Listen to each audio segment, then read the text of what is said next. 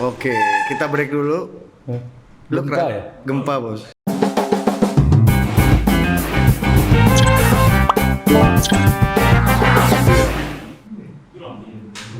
Iya. Gempa kan. Ini momen harus ditangkap nih. Iya. Ini lagi gempa, kawan-kawan. Nih lihat lampu digoyang. Iya benar ya. Ini medsos banget deh. Iya. Tapi skalanya nggak terlalu bikin panik, masih goyang-goyang. Iya. Oke. Sampai retak baru kita keluar. Enggak. Ngeri. Enggak aman. Aman. Nah, gempa ini adalah takdir. Karena Indonesia ini negeri yang gunung berapinya paling banyak di dunia dan negaranya perbatasan lempeng yang tiap saat terus gerak. Makanya udah jutaan kita mengalami gempa kayak begini. Jadi ini tuh rutinitas, jangan terlalu kaget. Bedanya hanya menyikapinya aja. Kalau Jepang menyikapi dengan ilmu, dengan kesiapan, nah kita harus ikut kayak Jepang sehingga nggak usah panik ya. Kita lihat fasenya. Kalau segini ini masih goyang-goyang, masih aman lah. Pasti itu ilmu kuliah dulu. Nah, ini ada gunanya. Nah, ngomong sama arsitek. Nah, tata kota, arsitektur kita nih gimana, Kang? Untuk sebagai negara yang rawan gempa. Mayoritas semeraut sih. Mayoritas semeraut karena untuk kita ke Bandung, mohon maaf ya misalkan. Kan yang bagus-bagus kota heritage ya. Kalau udah lewat heritage-nya di komplek di mana kan nggak jelas polanya, tamannya apa. Makanya saya dulu waktu wali kota punya teori kota yang baik itu adalah kota yang warganya sering nongkrong keluar. Kalau dia sering nongkrong keluar kan kotanya aman dan nyaman. Ya. Nongkrong di trotoar, nongkrong di taman gitu. Tapi kalau warganya lebih banyak di rumah, justru kota itu sebenarnya tidak baik-baik saja. Ya kayak kita COVID di rumah semua ya Kang. Berarti lagi Stres tidak baik kan? ya. Ya, karena kita makhluk sosial. Makanya waktu itu yang berterima kasih ke saya terkait namanya taman itu orang miskin. Dulu masih wali ya. Pak Wali, makasih ya. Kenapa Bu? Dulu anak saya harus ke mall bayar buat kebahagiaan kan. 2 minggu pertama saya ada duit Pak Wali, sisanya saya stres. Sekarang dengan taman banyak, anak-anak saya nggak mau ke mall lagi. Pengen ganti-ganti taman tiap minggu kan. Saya bisa bawa makan, hemat uang. Nah jadi ruang publik banyak, taman nyaman itu satu membawa kebahagiaan bagi warga miskin juga. 2 hemat duit. Ini politik ruang ala Ridwan Kamil ini. Nah, kalau itu politik ruang ya, ada politik simbolis ruang. Itu gimana Itu tuh, Bung Karno. Jadi Bung Karno itu merasa bangsa kita tuh minderan.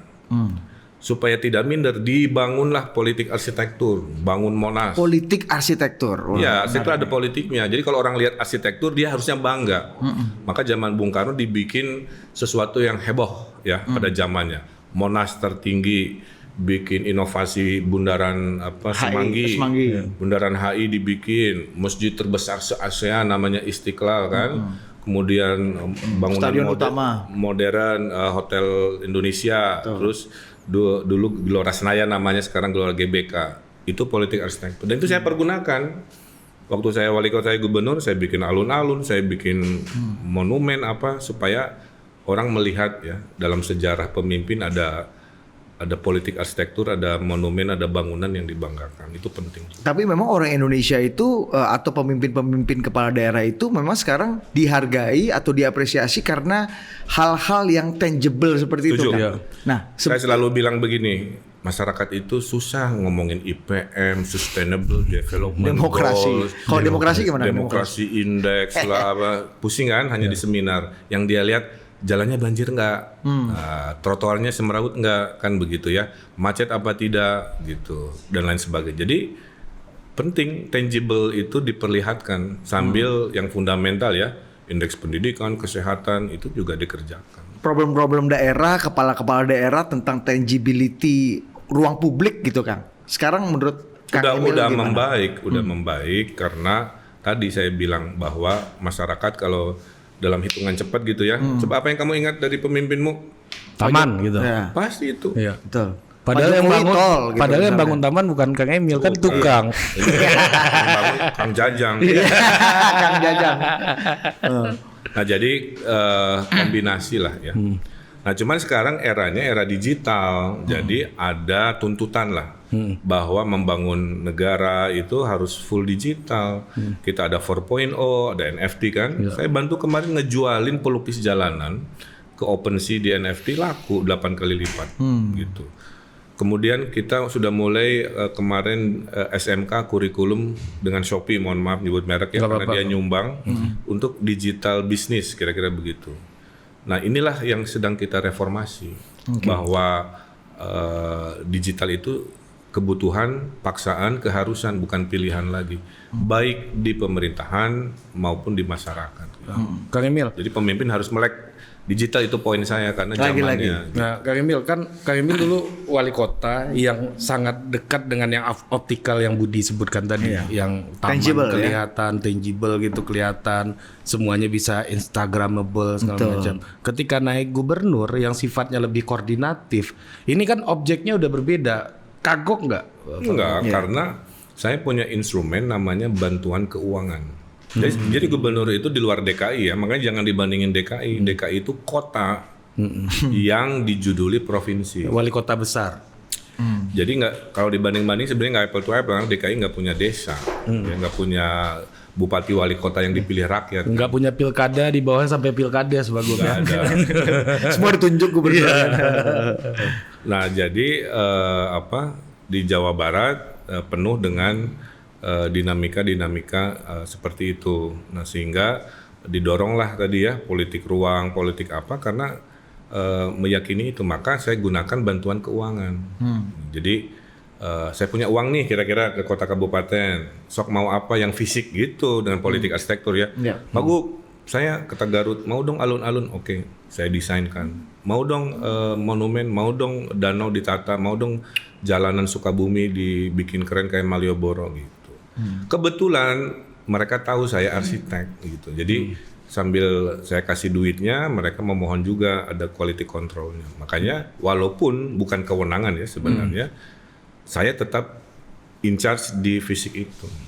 Jadi tetap in charge di situ, bahkan banyak juga yang relate dan kepengen didesainkan dan dikasih masukan oleh Kang Emil. Kalau dulu wali kota itu ya, kewajibannya, kalau gubernur itu pilihan. Nah, sekarang ada cerita-cerita nggak Kang soal itu Kang? Gimana minta bantuan Kang Emil, Pak Gub nih tolong dong dibantu didesainkan yang bagus. Kan ya, kalau dulu pas masih arsitek mahal bos.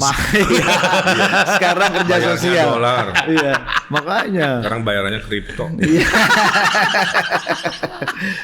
Gimana tuh Kang? Kasih cerita-cerita dong. Ya, jadi kan sumber politisi itu beda-beda. Ada yang administratur, birokrasi, yang saya golongan yang profesional gitu. Dari profesional yang biasa kerja, ngurusin begitu, jadi pemimpin. Jadi itu mah udah skill aja, kayak skill main sepeda kan. Nah jadi hampir 100% semua minta arahan saya. 100% sekarang. Ya, minta duitnya, minta desainnya juga kira-kira. Udah minta duit Anda ini ya. Biaya menyewa arsitektur. Justru saya tuh mau nanya ya sambil kita diskusi. Ini minat si milenial generasi Z ke politik tinggi atau apatis atau gimana? Kita itu punya segmen dulu politik Amerika Kang. Waktu jelang Pilpres Amerika. Itu yang nonton ribuan terus ya. Betul. Belum sebanyak Kang Emil lah. Gitu. Iya. Itu di grup komunitas kita, gara-gara Donald Trump kalah, mereka mau mengadakan pengawalan pemilu Amerika. Woi, besok lu pilkada. Itu yang orang Indonesia. Mau jadi kecurangan nih. Mau jadi pemantau pemilu di Amerika. Saking pedulinya. Saking pedulinya. Itu dari segi partisipasi. Partisipasi lain Kang, crowdfunding kan. Kita kalau membuat diskusi-diskusi yang menarik gitu online dengan narasumber yang bagus, topik-topik yang menarik, mereka sumbang kan? Saya tahu alasannya. Kenapa Kang? Survei tahun ini dan tahun lalu, di manakah negara paling baik hati? Bahasa Inggrisnya Generosity Index. Itu ranking 1 Indonesia. Biasanya Selandia Baru. Jadi orang kita itu baik sebenarnya. Wajahnya susah-susah. Tapi kalau ada lihat orang susah, dia lebih baik. Saya testing kan dulu. Waktu Rohingya nih. Kan kemanusiaan lintas batas ya, mohon maaf ya. Semua kita tolongin juga. Terus ke kitabisa.com crowdfunding. Kata kitabisa.com, Kang mau nyumbang berapa? Saya agak heroik aja, 1 miliar saya bilang. Berapa hari? 30 hari bismillah gitu. Oke, bikin akun untuk baru 7 hari udah 4 miliar coba. Terus kan kalau ngasih duit di Kitabisa itu kan ada kolom. Dan itu Rohingya ya Kang, yang kita juga nggak pernah ketemu orangnya. Ada yang di mana nggak tahu. Ada kolom testimoninya. Saya samplingan. Pak Ridwan, saya anak SD. Hari ini saya nggak jajan, cuma 10.000 coba. Artinya apa tuh Kang? Gimana menggambarkan? Orang baik hati tadi bahwa crowdfunding itu fenomena di mana ada tujuan yang disepakati mulia, dia mau turun. Ada yang nyumbang, Pak saya nyumbang 300.000, tapi tolong doakan orang tua saya udah meninggal. Saya ambil sampling ketiga, dia nyumbang 1,5 juta. Ibu gadis lah kira-kira begitu. Pak Ridwan saya nyumbang 1,5 juta. Gede amat saya bilang kan. Di bawahnya ada kalimat hasil jual cincin. Cincin dijual. Nah, hasil pemberian mantan yang kawin duluan. Intinya itu Bos. Jadi orang Indonesia itu baik hati tapi hobi curhat. Tapi problemnya Ri, nah dalam politik ini agak berbeda Kang. Nah, saya nggak tahu, saya mau tanya Kang Emil juga. Ini kalau kita bicara money politik dalam politik, ini kan justru malah masyarakat warga minta disawer, nunggu serangan fajar dari para politisi. Kalau dari survei-survei sekitar hampir 20% yang menerima money politik. Nah, ini kan agak berbeda sama Akang tadi. Artinya tidak ada hal yang menarik atau tidak ada kesepakatan bersama dong untuk bicara mengenai politik. Sisi gelap demokrasi ya. Jadi demokrasi kan the power of the crowd ya. Kekuatan mayoritas. Bahayanya kalau demokrasi ini tidak diedukasi, itu bahaya. Misalkan gini, Pak Gub, mayoritas memutuskan kita lompat ke jurang, coba gimana? Kalau demokrasi kan kita lompat ke jurang, walaupun kita tahu pemimpin salah kan.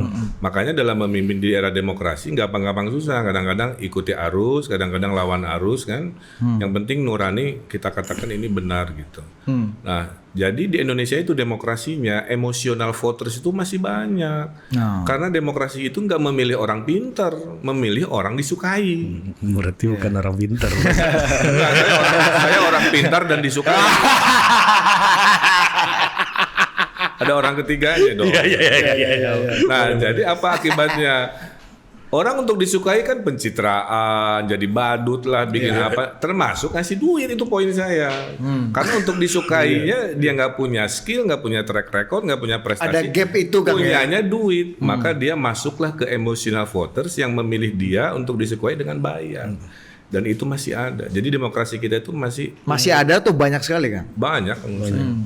Tapi ini anomali kan, Ri? Maksudnya ketika tadi Kang Emil cerita gimana orang masyarakat kita itu dengan menjual narasi kebaikan, karena politik itu kan sejatinya baik, Kang. Ya kan, menawarkan masa depan yang baik, masa depan yang cerah, harapan. Politik itu mulia kalau bahasa saya, karena dia adalah alat memperjuangkan cita-cita. Saya kan kesal jadi warga Bandung kan. Saya rebut kotanya, saya rubah indeksnya semua jadi bagus. Jadi politik itu baik di mata orang yang niatnya baik. Tapi politik menjadi buruk jika dipimpin oleh orang-orang yang niat dari awalnya buruk. Cari nafkah di politik ya pasti nggak akan selesai. Makanya kena KPK macam-macam ya karena niatnya bukan pengabdian tapi mata pencaharian, kira-kira begitu. Jadi PR-nya masih banyak karena sistem politik ini kan tujuannya apa coba? Kesejahteraan rakyat. Betul. Itu sesuatu yang baik kan? Apakah demokrasi identik kesejahteraan rakyat? Belum tentu juga. Cina tidak memilih demokrasi. Tapi sejahtera. Singapura. Arab Saudi kerajaan tidak memilih demokrasi. Semua gubernur wali kotanya ditunjuk raja. Sejahtera juga. Nah, demokrasi kita harus dievaluasi juga. Apakah sudah cocok? Karena mahal sekali. Indonesia itu negeri coblosan paling banyak sedunia. Jumlah pemilunya 85.000. Presiden, partai, 500-an bupati, wali kota, gubernur, dan 80.000 kepala desa dicoblos. Kampanye dulu, ngeluarin duit dulu. Itu kan distribusi protein kan. Yang nilainya ratusan triliun. Enggak, tapi ini menarik nih. Artinya Kang Emil mempertanyakan lagi dong demokrasi langsung kita hari ini. Jadi apakah bentuk demokrasi kita itu udah final apa belum? Menurut saya belum. Perlu banyak evaluasi gitu. Ini ongoing demokrasi masih. Padahal ini ada di list pertanyaan kita. Paling terakhir Tapi beliau udah membridging, udah ajar aja. Coba Ri. Jadi kalau pemilihan di DPR lagi gitu maksudnya Kang. Contohnya gini, kita kan ngacanya agak ke Amerikaan kan demokrasinya ya. Apakah demokrasi Amerika sempurna? Saya tanya. Enggak. Black Lives Matter, Iya. rasialisme di sana masih. Saya pernah jadi minoritas di Amerika kan, dulu 5 tahun. Susah sholat, cari tempat sholat Jumat susah. Jadi gubernur saya paham ke orang-orang non Muslim bahwa saya pernah jadi minoritas, pasti saya bela kan. Kemudian kalau ke Amerika mendaratlah di Washington DC, New York, Hawaii, gelandangan banyak. Di kita mah ada gelandangan, saya ambil, bikin ke rumah singgah apa di sana mah. Jadi demokrasi tidak identik karena ada sistem ekonomi juga mengiringi demokrasi. Amerika itu ekonominya kapitalis murni, yang ada value-nya hanya kompetisi.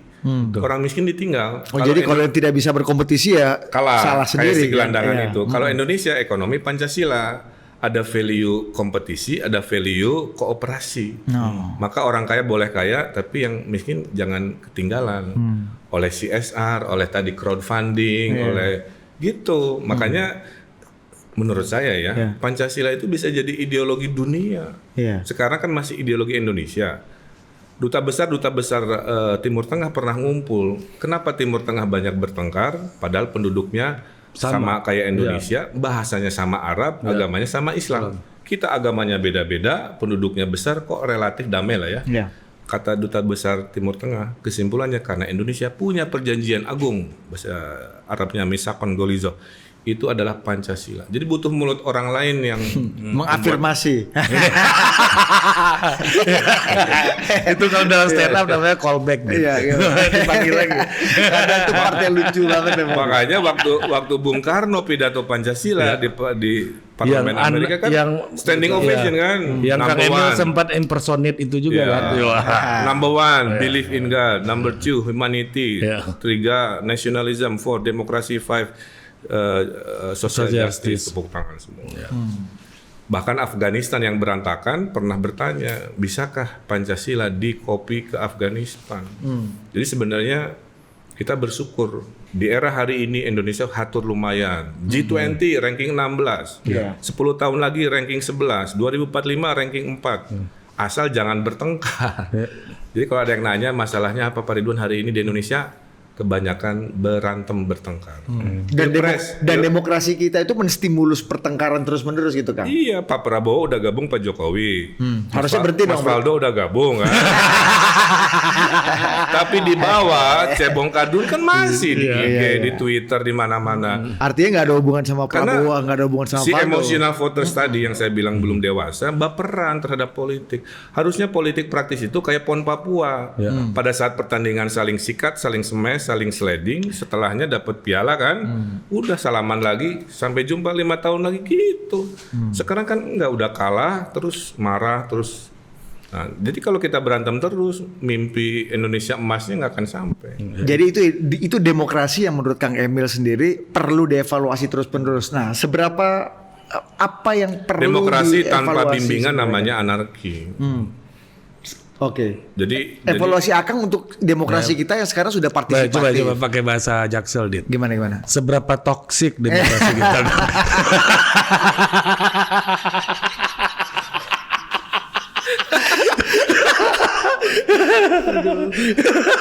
Kayaknya lebih nyambung kayak gitu. Iya benar-benar.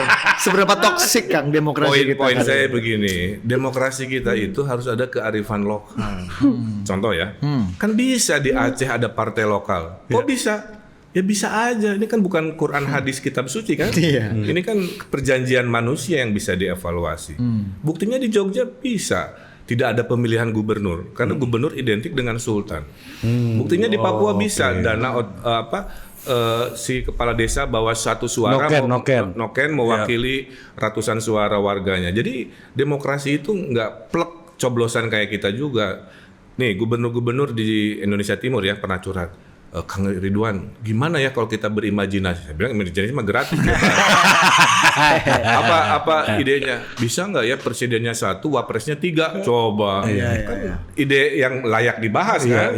Kenapa? Betul. Ya supaya kami katanya orang NTT, NTB kebagian lah jadi wapres, Papua juga kebagian. Kalau enggak kan terus-terusan polanya seperti ini. Jadi poinnya 1, apakah demokrasi mensejahterakan harus dievaluasi. 2, apakah demokrasi ini malah memperbesar pertengkaran seperti hari ini ya. Karena pasangannya hanya 2 kan.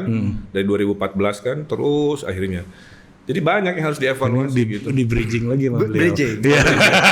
Jaksa lagi. Udah ada di list nih, tapi Kang Emil yang bridging. Iya. PT 0% gimana menurut Kang Emil? Dengan PT 20% sekarang. Iya. Menurut Kang Emil mana yang kira-kira bisa mencapai equilibrium yang paling ideal? Politik kan kesepakatan. Jadi sebenarnya saya tidak pro 0%, pro 20%, mana yang secara ilmiah dan kesepakatan disepakati itu yang terbaik. Sekarang sudah cukup adil dan partisipatif belum, Kang? Kesepakatan Kalau yang ada. kalau saya tidak 0-0 banget, tapi juga jangan 20% banget. Gitu. Karena kalau 20% banget, jumlahnya akan mengerucut hanya 2 juga maksimal. Nah kalau sudah 2, ya nanti keterbelahan itu ronde ketiga 2024 itu. Capek juga. Capek kan? Benar. Kan sebelum 2014 nggak ada pembelahan kayak sekarang. Kamu golongan cebong apa kamu golongan kampret kampret? Kalau Kang Emil apa dulu? Dulu saya 2014 mendukung Pak Prabowo karena partai pengusungnya adalah Gerindra PKS. Waktu 2019 saya mendukung Pak Jokowi karena partai pengusung Pilgub saya kan pendukung partai Pak Jokowi. Jadi dulu pernah cebong, pernah kampret, jadi saya kecepret. Tipe baru. Ya hybrid bos. Hybrid. Kayak mobil yang dipakai Karena Pak Ahok Emil. juga pernah Gerindra juga, pernah Golkar juga. Nah itu kecepret juga pertanyaan saya tuh. Kang Emil sempat dianggap meninggalkan Gerindra dan PKS. Sebenarnya nggak meninggalkan. Jadi gini, waktu mau maju Pilgub, ibu saya ngasih syarat. Saya masih punya ibu yang harus saya dengarkan. Syarat dari ibu saya sederhana. Kalau nanti Pilgub titip ya nak, jangan masuk partai dulu. Jadi waktu saya bilang ke Gerindra PKS, Gerindranya minta saya jadi kader, kan begitu. Saya lobby dulu Pak, nanti aja. Nggak bisa. Jadi perpisahan itu bukan karena saya meninggalkan, tapi karena nggak ketemu prasyaratnya itu aja. Bukan karena. Tapi jangan kaget, politik itu kan kesepakatan. Nanti ketemu momen lagi, bergabung lagi, apa itu biasa. Mungkin saja bergabung lagi. Nah, karena kayak gini, makanya partai politik itu kayak klub sepak bola. Nggak boleh baper supporternya. Dulu ada nama pemain makan Konate ya, pemain Persib. Sekarang pemain Persija. Atau dulu dipuji, sekarang mau boto pasti dimaki-maki. Nah, politik itu kayak gitu. Jadi bisa pindah-pindah nggak masalah selama profesional, mensejahterakan rakyat, bahwa ganti warna kayak Valdo, nggak masalah. Yang kena terus itu. Situ emang orangnya ada di sini. Ada bos. Nanti kalau kita ngomong tampilin di layar Valdo. Valdo objek menarik. Dan dia di IG-nya dasar pengkhianat. Jadi tadi artinya apa? Kita masih berada di audiens demokrasi yang baperan. Harusnya kayak Valdo nggak masalah. Biasa aja Kang ya. Karena tiap momen punya momentum sendiri. Valdo nih gue belain nih. Jubir Valdo Maldini bos. Tapi jubir Valdo Maldini. Tapi di level elit tuh baperan udah selesai. Atau elit dan kalau baperan kan nggak ada Pak Prabowo gabung kabinet, nggak ada Pak Sandi Uno jadi menteri pariwisata. Berarti kan udah dewasa. Cuman di bawah votersnya menganggap, nah gini, orang Indonesia itu nggak bisa membedakan kata lawan dengan kata musuh. Bisa tahu bedanya nggak? Iya. Kalau musuh itu ideologi selamanya, kalau lawan itu hanya per event. Kayak saya bertanding dengan di PON Papua kan, itu bukan musuh, itu lawan kompetisi, mitra kompetisi. Jadi di politik juga harusnya begitu. Kita ini ada lawan, tapi bukan musuh. Tapi logikanya kan gini Kang, Akang bilang semua itu kan tergantung pemimpinnya. Kalau pemimpinnya memberikan contoh, pemimpinnya memberikan narasi baik, maka ke bawah juga akan baik. Ini kan rasanya ada gap nih Kang, berarti nggak nyambung. Ketika elitnya udah sangat santai, sudah sangat bisa compromisable. Nggak bisa, kenapa? Ada gap besarnya dari mana nih Kang? Mempengaruhi narasi politik kita kan unsur-unsur dari luar negeri juga, jangan naif kan. Apa ini maksudnya? Ini menyalahkan. Kalau luar negeri ini seperti ini bicara. Ada politik Tiongkok, ada politik Amerika. Itu kan dua kubu yang globalnya bertarung, geopolitiknya bertarung, masih berebut ke Indonesia, mempengaruhi dengan segala. Belum Timur Tengah ya Kang. Belum Timur Tengahnya. Kenapa? Karena Indonesia strategis. Gitu. Jadi apa hubungannya dengan poin dengan tadi bahwa presidennya, gubernurnya udah bikin narasi damai di bawah berantem, coba cek. Ratusan akun-akun hoax itu kan muncul. Banyak dari luar negeri juga dibiayain. Contoh di Amerika ya, ada beritanya. Yang Rusia ya. Yang Rusia itu kan di Amerika berantem coba. Satu akun Facebook pro Islam berantem dengan akun Facebook yang anti Islam. Berantemnya tuh sampai di jalan. Pas dicek oleh FBI, yang pro Islam buatan Rusia, yang anti Islam buatan Rusia.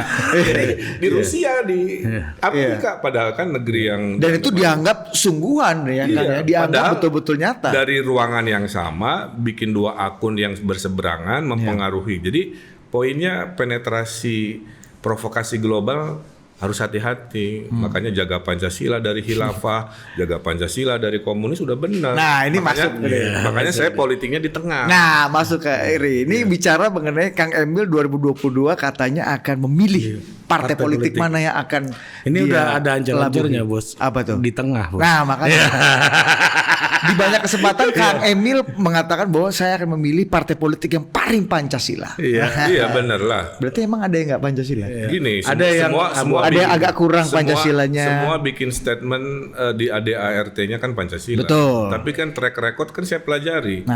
Mana yang betul-betul konsisten kan dalam prakteknya, dalam waktu krisis, tidak hanya rame-rame pas mau pemilu gitu. Ukuran konsistensinya itu dan track record itu dari mana kan? Kalau misalnya dia ukuran Pancasilais adalah tidak korupsi, semua partai kayaknya ada yang masuk barang itu. Contoh sederhana aja, kalau lagi bencana, berapa banyak partai yang turun membantu kan bisa dilihat, dibaca kan. Itu Pancasila juga kan ya? Iya dong, kan sila kedua kita udah janjian kemanusiaan itu contohnya. Jadi jangan pencitraan menjelang pemilihan baru terlihat baik bawa sembako kan. Justru di momen-momen sebelum pemilu lah ujian karakter yang sebenarnya kan di situ. Itu salah satu. Mana partai yang sila keempat musyawarah mufakat kan. Nah itu juga jadi opsi-opsi. Ini ibu udah izin kan? Dari suruhan orang tua juga. Jadi tergantung ibu ya. Bagi Anda yang ingin bukan tergantung selama masih punya ibu. Nasihat ibu itu nasihat terbaik di dunia. Mantap. Quotes itu, Bos. Quotes, ya. Itu viral itu. Viral. Iya benar-benar. Berarti belum ada memutuskan nih Kang? Atau sudah ada ancaman? Paling cepat tengah tahun lah. Nanti saya kabari lewat podcast berikutnya. Mantap. Politik. Soal 2024. Betul. Enggak, tapi sebelum masih ke partai nih, satu lagi yang ganjel kan. Boleh, silakan. Formula Ridwan Kamil itu kan Kang, selain tadi media sosialnya politik ruangnya Ridwan Kamil ya sangat optikal, tangible gitu dengan ruang-ruang publik. Satu yang disukai publik, Kang Emil ini dianggap quote unquote berjarak dengan partai. Ya. Kalau partai punya kader yang masuk penjara karena korupsi atau tadi intoleransi macam-macam lah ya, itu pasti akan terpengaruh dengan kader-kader lainnya. Kang Emil gitu. jauh dari berbagai macam konflik politik gitu di kepala. Dua-dua itu ada plus minus. Plusnya kayak tadi, saya di welcome ya oleh semua ketua partai. Dari Bu Mega ngundang saya di pengukuhan guru besar, ke rumah Caimin, Pak Mono Arfa, Pak Erlangga, bawa ngebonceng Pak AHY kan, balapan dan lain sebagainya. Kelemahannya dukungan parlemen selalu banyak dinamika. Jadi tadinya target 100% ke diskon dong, jadi tinggal 70 gitu karena saya nggak punya backup partai yang die hard kan gitu yang ngebela program. Di Jawa Barat partai terbesar apa ya? Sekarang Gerindra, kemudian PDI, PKS dan seterusnya. Jadi poinnya nggak ada niat saya ke 2024. Kan saya masih ada jatah ya periode kedua gubernur ya. Itu berpartai kelihatannya sudah jadi ketetapan. Ya, kapan mulai terasa ketika Kang Emil butuh dukungan politik? Dulu kan juga ngadepin DPR waktu di terasanya sejak perbincangan podcast ini. Enggak, ini menarik. Ini menarik nih, Dit. Karena Kang Emil sebagai sosok yang netral dulu kan, anak muda kan melihatnya kayak gitu. Nah sekarang ternyata gubernur ini jabatan politik dan kita harus punya dukungan politik nih. Kapan mulai sadar? Matematikanya bisa dipakai. Karena nggak ada juga orang yang ke nasional tanpa partai politik. Jadi independen itu menurut saya cukuplah sampai di level daerah aja. Oh, ini berarti pesan Anda kepada Pak Anies Baswedan kalau ingin maju 2024 harus masuk partai gitu. Kan tiap orang. Coba ini Pak Anies menonton kita. Halo Pak Anies. Ini kan pilihan masing-masing, cuman sudut Tadi pandang. Anda bilang nggak mungkin. Sudut pandang saya begitu. Oh, iya. Emang provokator. Tapi siap gini ya. Kita harus melatih diri. Siapapun nanti yang terpilih 2024 kita dukung. Jangan bilang gini, saya kan nggak nyoblos dia, berarti dia bukan presiden saya, nggak bisa begitu. Yeah. Selama sudah ditetapkan oleh konstitusi, mau kita nyoblos nggak nyoblos, hormat dong. Selama 5 tahun, udah gitu jangan baper. Tunggu 5 tahun lagi kalau nggak puas kan. Yeah. Nah itu yang harus dilatih. Makanya saya seneng nih ada podcast ini. Pesan saya satu ya. Yeah. Sering-sering. Ini untuk masyarakat atau Pak Anies? Enggak, buat podcast. Si Pak Anies tadi. Rajin-rajin undang podcast kayak gini, dialog dengan orang yang pemikirannya itu seberangan. Kebanyakan dari kita maaf ya, yang kanan narasumbernya kanan. Ya, Echo chamber sendiri ya kan? Iya, echo chamber sendiri, Jaksela gitu kan. Yang ngundang narasumber kiri, echo chamber sendiri. Coba yang kiri ketemu kanan kan. Tapi dengan kesepakatan ya, kita menghormati perbedaan pendapat. Gitu. Boleh maki-maki, tapi di ruangan ini itu yang kurang. Coba ini masukkan ya. Iya, Kang. Saya udah sering tukang bikin dialog-dialog adu domba gitu. Sampai nama acara kita adu domba ya. Misalkan Denny Siregar dengan Rocky Gerung, coba ngobrolin. Masalahnya merekanya akrab tapi di bawahnya perang lagi kan. Komentari. itu ributnya luar biasa gitu. Itu yang jarang terjadi di Republik ini, dialog dengan mereka yang berseberangan. Itu jarang. Iya, benar-benar. Karena kadang kita ini karena nggak saling kenal aja ya, Kang ya. Betul. Kalau udah ketemu kan baik-baik. Iya. Kang, coba kasih contoh Kang. Silaturahmi dan dialog-dialog persuasi yang bisa menyelesaikan masalah yang bertahun-tahun kusut sekali. Saya bikin tahun ini namanya Kemah Kebangsaan. Karena COVID kan, kalau ngomong di seminar di ruangan udah bosen. Saya bikinnya camping 2 hari. Di mana Kang? Di Jawa Barat.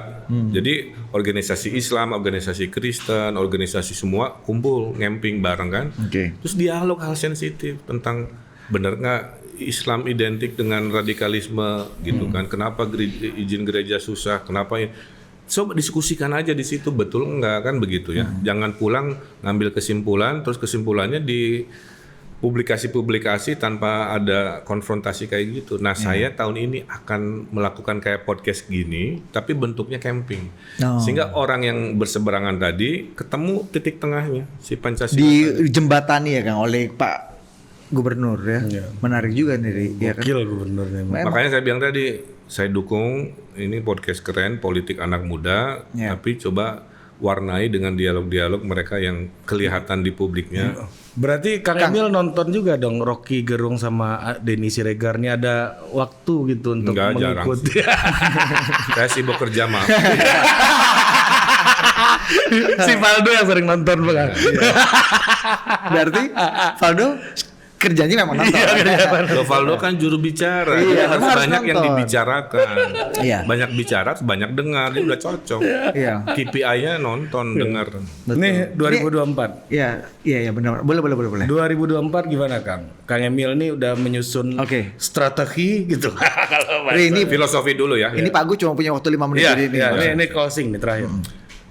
Filosofi gini, kekuasaan itu jangan terlalu dicari-cari, diikhtiarkan iya, tapi jangan sampai wah gimana. Jadi bahasanya sederhana, kalau pintunya terbuka oleh takdir, saya bismillah, karena saya pernah 2 kali kan menang pilkada. Tapi kalau pintunya tertutup, nggak ada masalah, gitu. Karena kepemimpinan itu kan sama aja. Tapi kayaknya kayak Kang Emil yang paling hard selling saya lihat di antara semua nama sekarang.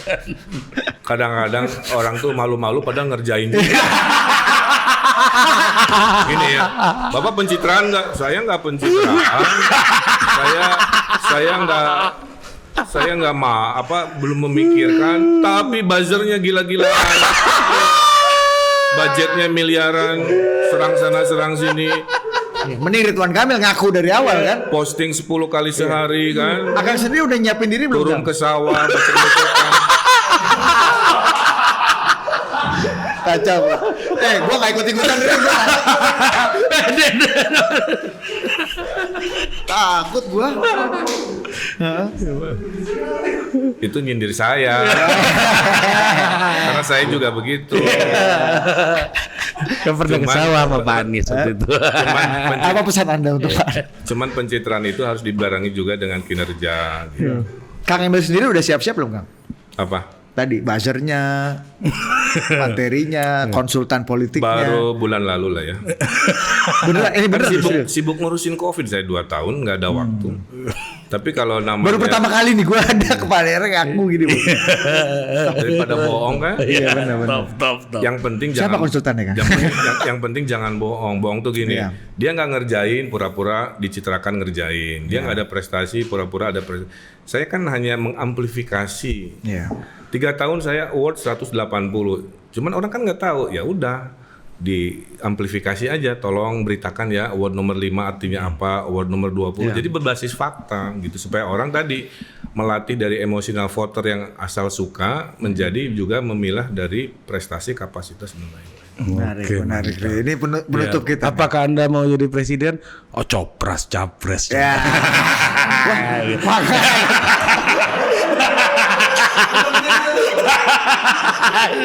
Kang, kasih satu quotes. Dulu itu tukang bakso masih bawa. Kasih satu quotes dong, Kang, buat anak muda, Kang. Oh iya. Ya, yang terutama yang mau jadi pemimpin dan bingung antara cinta dan pengabdian gitu. Ini closing lah ya. Iya, closing. Ya, buat anak-anak muda Indonesia. Indonesia itu negeri indah tapi banyak masalah ya. Sehingga butuh orang-orang yang mencintai, memberikan pemikiran, memberikan tindakannya. Jadilah pemuda yang berinovasi, bukan cuma maki-maki. Jadilah pemuda yang turun tangan, bukan hanya tunjuk-tunjuk atau lepas tangan. Jadi pemuda juga yang tentunya pintar supaya bisa bersaing, tapi juga peduli dengan masalah-masalah keindonesiaan yang datang sehari-hari. 2045 kita akan menjadi negara adidaya. 1945 kita proklamasi negara merdeka, 2045 kita proklamasi negara adidaya.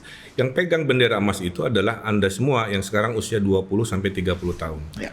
Nah, kuncinya 3, jangan bertengkar, sosial politik harus damai ya.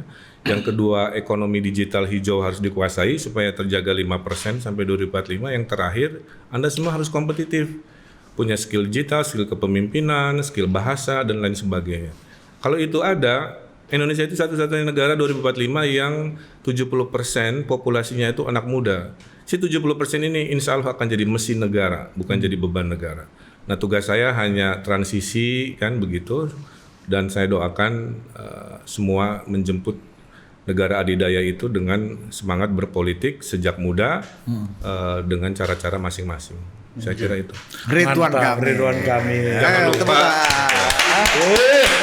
Pemimpin yang tenang ketika gempa. Ya. Palang pintu masa depan Indonesia. Jangan lupa coblos nomor 23. Sampai jumpa.